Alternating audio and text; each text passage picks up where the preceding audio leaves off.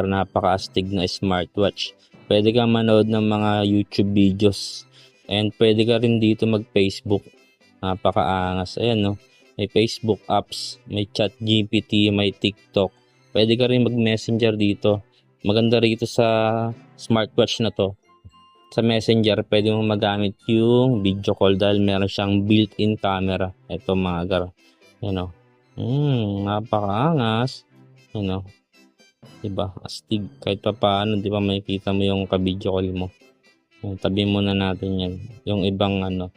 Pwede ka rin tumawag dahil meron siyang SIM card slot. Ito. Tapos, pwede ka rin dito mag-calculator. Tapos, yung step counting.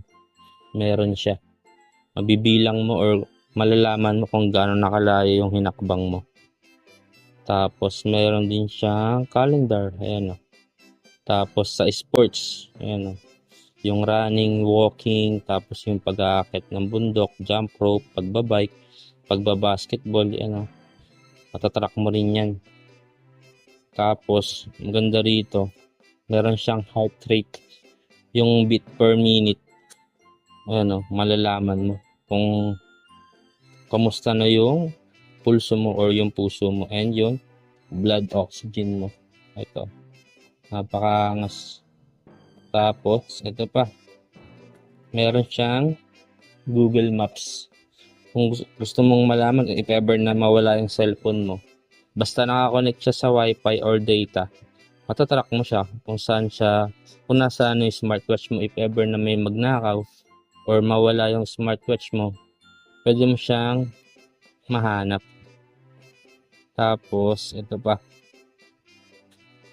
Yung pwede kasi palitan yung wallpaper na to. Tignan nyo. Ayan, yung design ng wallpaper ng smartwatch. Pwede mo siyang palitan. Mamimili ka na lang dyan. Kunyari, ito gusto mo. Ayan, click mo lang dyan. Tapos, meron pa to. Tignan nyo. Yung sleep detect. If ever na kulang pa yung tulog mo, madedetect mo. Kasi meron siya dito. Kung ilang oras ka nang natulog. Kung gusto mong 8 hours, yan, isa-set mo lang siyang 8 hours. Tapos, meron pa to. Google Chrome. Pwede kang mag-search or kung anong gusto mong malaman sa Google Chrome. Pwede kang mag-browse sa internet. Sa browser niya yung Google Chrome. Tapos, Play Store. Pwede kang mag-download ng mga apps, ng mga games.